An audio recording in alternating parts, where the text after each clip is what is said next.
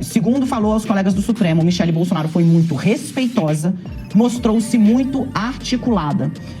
Tanto que no final, ao descrever, o ministro falou, fez um papel aqui melhor do que muito advogado. Faça como os demais, vá lá dar a decisão e vá para as câmeras, vá para a TV e diga, olha, eu estou dando essa decisão, pena que o ministro Moraes não faça o mesmo com o caso Bolsonaro. Exatamente. E torne indigna a corte a qual eu pertenço e assim por diante. É isso que faz o Gilmar o dia inteiro, é isso que faz o Moraes o dia inteiro. Vai para púlpito de palestra de estudante, vai para televisão, vai para debate e fala dos outros. Chama os outros de covarde, etc., com um linguajar, inclusive, chulo.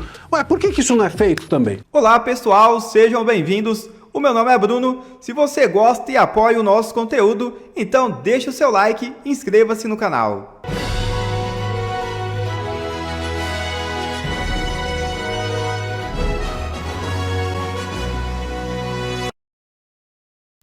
Tarcísio cita agenda em SP e adia visita a Bolsonaro na Papudinha. Encontro havia sido autorizado pelo ministro Alexandre de Moraes.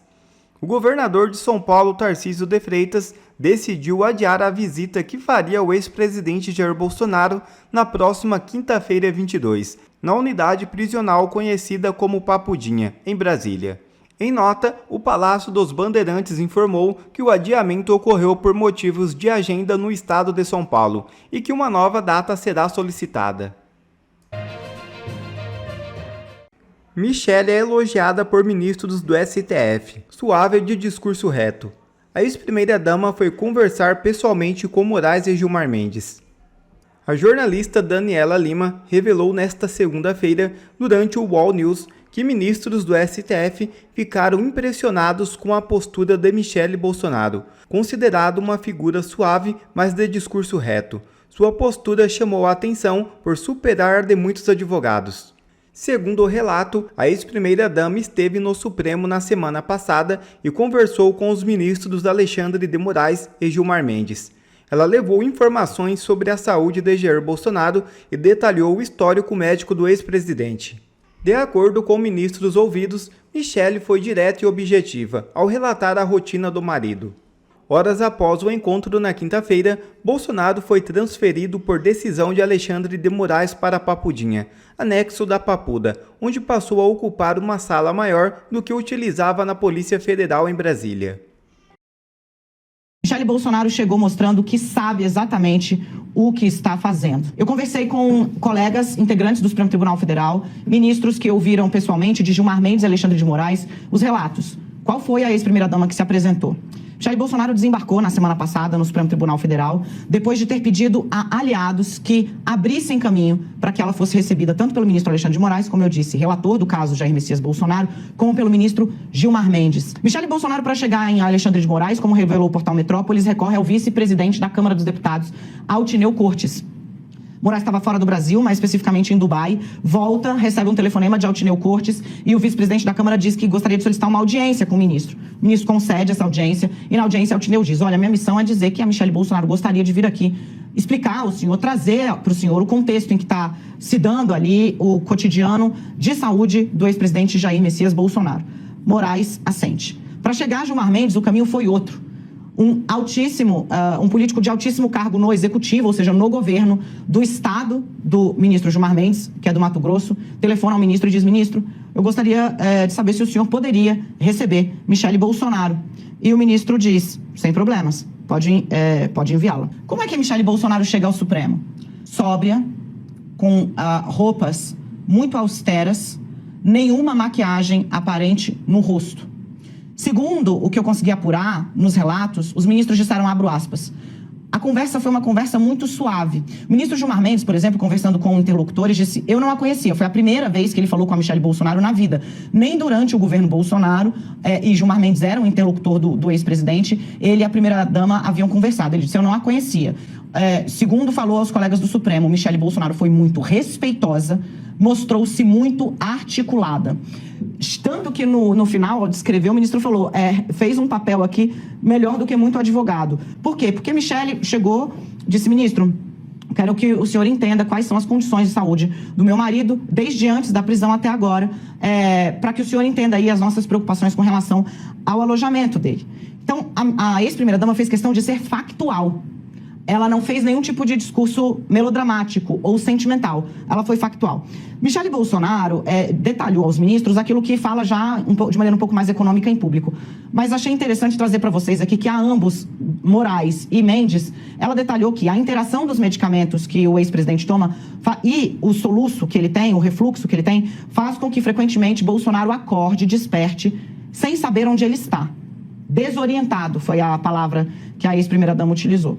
Como ele levanta desorientado, ou seja, sem saber exatamente onde ele está, qual é o primeiro impulso? É sair da cama, para ver se reconhece o local onde ele está. Levanta rápido, sai da cama rápido, com a interação medicamentosa, sem saber onde está, o risco de um acidente é grande. A ex-primeira-dama detalhou, inclusive, que medicações para ansiedade e depressão, tratamento de ansiedade e depressão, como é o caso da pregabalina, por exemplo, que teria causado ali o primeiro, digamos, momento de alucinação, para usar uma palavra que o próprio Bolsonaro utilizou na audiência de custódia, né, em que ele queima a tornozeleira. Esses medicamentos foram adicionados já a uma grande lista de drogas que o ex-presidente toma. Então, isso também ampliou o risco. No fim das contas, a Michele Bolsonaro disse basicamente tudo o que o marido toma, como é a rotina dele, que isso já acontecia em casa, mas que em casa ela estava lá, maioria grossa das vezes, né, que se ausentava quando ele pedia para representá-la, para representá-lo em eventos pelo Brasil, mas que por isso era importante, porque em casa ela estava o tempo todo, via quando ele levantava, e aí ajudava a situar, não, estamos em casa. E o ministro do Supremo Tribunal Federal, Alexandre de Moraes, negou parte dos pedidos da defesa de Jair Bolsonaro relacionados à perícia médica, que vai avaliar o estado de saúde do ex-presidente depois da sua transferência para Papudinha. Moraes considerou ao menos 5 questionamentos dos advogados como irrelevantes, impertinentes ou protelatórios. Segundo o ministro, algumas perguntas extrapolavam o caráter técnico da avaliação ao tratar de temas jurídicos, como a possibilidade de prisão domiciliar. O ex-presidente cumpre pena de 27 anos em regime fechado. A perícia foi determinada para analisar se o quadro clínico é compatível com o cumprimento da pena no sistema prisional. A defesa teve o assistente técnico homologado, mas parte dos quesitos foi rejeitada. Com isso, a junta médica deverá responder apenas às perguntas consideradas objetivas e estritamente médicas que foram passadas ali pelo crivo do ministro Alexandre de Moraes. Na defesa de Jair Bolsonaro apresentou, salvo engano, 39 questionamentos. Nós, inclusive, pedimos acesso a essa lista, não conseguimos obter, mas o que nos chega, né, é que pelo menos 5 dessas perguntas, desses questionamentos, foram vetadas pelo ministro Alexandre de Moraes por considerar ali impertinentes ou protelatórias para o caso. E por que será que não tivemos acesso? Né? Fica o questionamento também, porque nós queremos transparência, nós queremos justiça para o presidente Jair Bolsonaro, e naquela lista que eu disse, né, no começo, do que há ministros no Supremo, e principalmente Alexandre de Moraes, né, que são vítimas, juízes, investigadores, carcereiros, diplomatas, agora temos o assessor de imprensa para acalmar os ânimos da imprensa, o Fachin. Nós temos um médico agora também, o Alexandre de Moraes. Você, como defesa, pedir uma prisão humanitária pura e exclusivamente por causa de saúde, de comorbidades, de um período pós-operatório, já como é o presidente Bolsonaro, isso é questão jurídica e política. É uma tristeza que todos os dias nós tenhamos que estar aqui falando de Alexandre de Moraes, e aí eu fico pensando naquelas pessoas que aplaudiram o discurso abjeto, né, do Alexandre de Moraes, na festa de formatura, sei lá o que era, né? Que homem sem, nós poderíamos falar, né? Um homem sem coração, um homem sem moral, um homem sem virtudes, mas é um homem que sequer respeita a Constituição. Por isso que essa coisa de código de conduta, e um homem desse nível, do nível da psicopatia de Alexandre de Moraes, vai respeitar algum código de conduta, Fachin? Paula.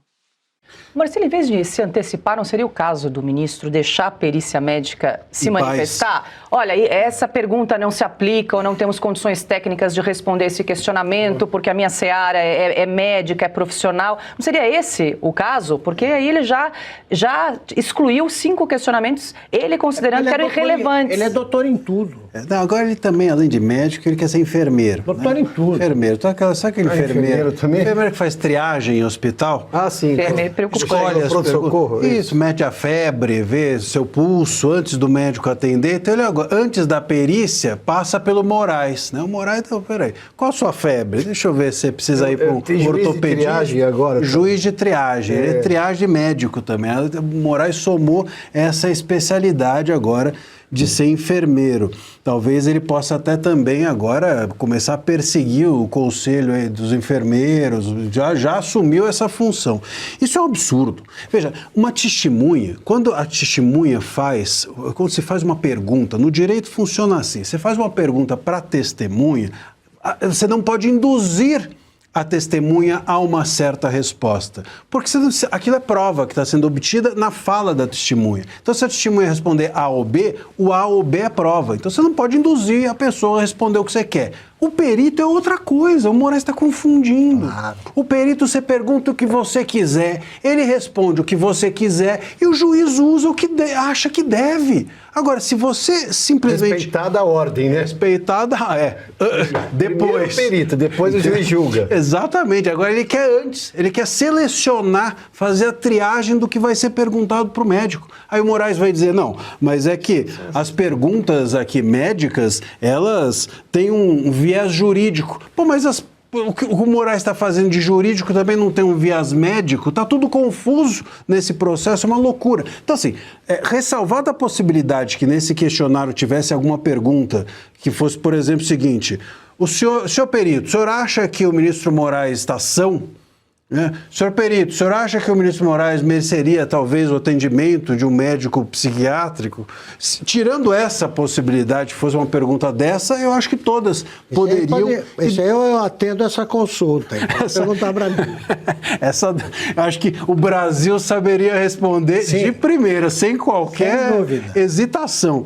Mas eu faço coro aqui ao que o Piotr trouxe, de não entender muito a postura da defesa, de não virar público, de não expor essas questões todas. Justifique as 5 questões. Pois justifique, a não ser que eles tenham lá alguma informação de que, enfim, se andarem nesse caminho a coisa acontecerá, mas até agora não aconteceu, né? Eu realmente não entendo, porque hoje, do jeito que esses processos estão politizados, no pior acepção do termo, levar o caso a público, expor aos holofotes, mostrar as aberrações é uma das únicas formas de conseguir obter alguma efetividade nas decisões. Enquanto isso, André Mendonça coloca investigado por fraudes do INSS em prisão domiciliar. Problemas de saúde de Silvio Feitosa justificaram a medida adotada pelo ministro do Supremo com concordância da PGR. Feitosa, preso pela Polícia Federal em dezembro por ordem de André Mendonça, estava internado com isquemia miocárdica grave. Ele passou por cateterismo, angioplastia e outros procedimentos sob risco de morte. A medida segue parecer favorável da Procuradoria-Geral da República. Vale lembrar que o esquema que desviou bilhões de aposentados e pensionistas é investigado pela Polícia Federal. A apuração mostra que Feitosa tinha acesso a fluxos financeiros e atuava sob orientação do líder do grupo, Antônio Carlos Camilo, mais conhecido como o Careca do INSS. Augusto, a gente traz essa informação então de que dessa vez o ministro André Mendonça concede então a prisão domiciliar a um dos mentores ali do esquema de fraudes no INSS de aposentadorias. No caso, o operador financeiro, né, o Silvio Machado Feitosa. Quem concedeu? André Mendonça. Já estão concedendo esses privilégios, digamos assim, para essa turma. sem sequer... Eles nem ouviram ainda o filho do Lula. É esse o caso. Está envolvido Isso. mesmo. O irmão do Lula. Também não acontece isso. Isso aí não anda. E já estão perdoando, mas não ouviram. Não ouviram ou eu estou enganado? Esse careca, esse cara continua em liberdade? Não, Careca segue preso. Careca segue preso. Ele não tem nada a dizer, ele não tem... Aquelas ligações foram boatos espalhados pela gente, pela imprensa. É isso. O Brasil consegue abafar esse tipo de escândalo criando um maior. Que eu não conheço outro país que, neste momento, enfrente 2 casos de corrupção desse tamanho. E como é que um país resiste a isso? Como é que pode? A população, eu não sei qual é o tamanho da população carcerária brasileira. É de bom tamanho. Não há nenhum corrupto preso. Nenhum. O combate à corrupção, que já proporcionou ao Brasil, quando a Lava Jato podia avançar, momentos de esperança, chegou a esse ponto. Não tem nenhum corrupto preso. E quando algum é ameaçado de prisão, já aparece alguém para soltar, como é o caso do Morcaro. Ficou 11 dias. Já os golpistas do 8 de janeiro, esses só têm a pena, eles só aparecem, eles só são julgados outra vez por alguém que quer aumentar a pena. Aí não dá. Pois é, o nesse brasileiro caso, não pode acreditar que esse país é sério. teve o aval do PGR, Paulo Gonet, né, para a prisão domiciliar. Marcília. O aval do Gonet não vale... A coerência é tudo, né? O parecer do Gonet é nota de R$3, né? Então, são 2 coisas que só existem na fantasia, né? Que você não tem menor condição de levar a sério o Gonet, o que ele pensa, se é que ele pensa. E problemas de saúde, isso é interessante. O Bolsonaro não tem nenhum Exatamente. problema de saúde. Exatamente. Esse tem. Será que tomou uma facada? Será que teve câncer? Exato. Será que tem soluços diuturnos que fazem com que ele possa engasgar e morrer? Será que é isso que o... Ah, não, mas é o Mendonça. Bom, então se cada um lá pensa de um jeito, então por que tem uma corte? A corte não é para uniformizar? Pois é, então não precisa. Entendimentos, esse é o ponto. Não precisa. Chegamos a esse ponto, né? Porque antes a gente se queixava de que eram 11 ilhas. Melhor naquela época do que quando eles se unem. Sim. Para pensar igual. Agora, desse jeito não dá. Quando um dos mudinhos do Bolsonaro, estão falando, pelo menos, o Mendonça, ele faz uma dessa. Ele acha que está dando um exemplo que pode ser seguido do caso do Bolsonaro. Pelo amor de Deus, essa não dá. E Augusto, é nesse sentido que a gente vem, inclusive, reiterando aqui, que não adianta simplesmente você fazer o seu trabalho. Então vai lá o Mendonça e fala assim, não, eu acho que isso é certo, ótimo, mas não adianta nada se aquilo que você acha certo não for dito na cara dos outros. Lógico. Não forem confrontado com os demais que acham errado. Porque é assim que você cria alguma uniformidade em nome de algo positivo. E ele teria todos os argumentos aqui para defender a tese dele, porque ele diz assim, olha, eu vi a PGR, estou levando em conta aqui os argumentos dos médicos que constataram aqui risco de morte, inclusive, porque parece que o Feitosa, que é esse que teve convertido a prisão para domiciliar, tem obstrução de cerca de 90% das artérias do coração e, diante da gravidade, ele passou por um procedimento. Ou seja, mas se ele faz isso... Associa abertamente. Exatamente. Se ele faz essa defesa, como disse o Marcília, publicamente ali, no mínimo pergunta agora, nós temos um outro preso lá, que não é do meu gabinete, mas e aí? Ou dá essa decisão e chama para os demais ministros confirmarem. Leva a plenário. Deduzir. Não é isso? Exigindo que se haja que se crie uma uniformização, provoque os demais ministros. Porque, poxa, é o seguinte, se você percebe que dentro do teu trabalho você está fazendo algo e ninguém mais está, você tem que cutucar os demais. É assim que funciona. Eu estou cansado de recado indireto, de sutileza. Fale o português correto. Claro. Digam com todas as letras isso, não, é um recado sutil, tenha dó. Ou faça como os demais, vá lá dar a decisão e vá para as câmeras, vá para a TV e diga, olha, eu estou dando essa decisão, pena que o ministro Moraes não faça o mesmo com o caso Bolsonaro. Exatamente. E torne indigna a corte a qual eu pertenço e assim por diante. É isso que faz o Gilmar o dia inteiro, é isso que faz o Moraes o dia inteiro. Vai para púlpito de palestra de estudante, vai para televisão, vai para debate e fala dos outros. Chama os outros de covarde, etc., com um linguajar, inclusive, chulo. Ué, por que isso não é feito também?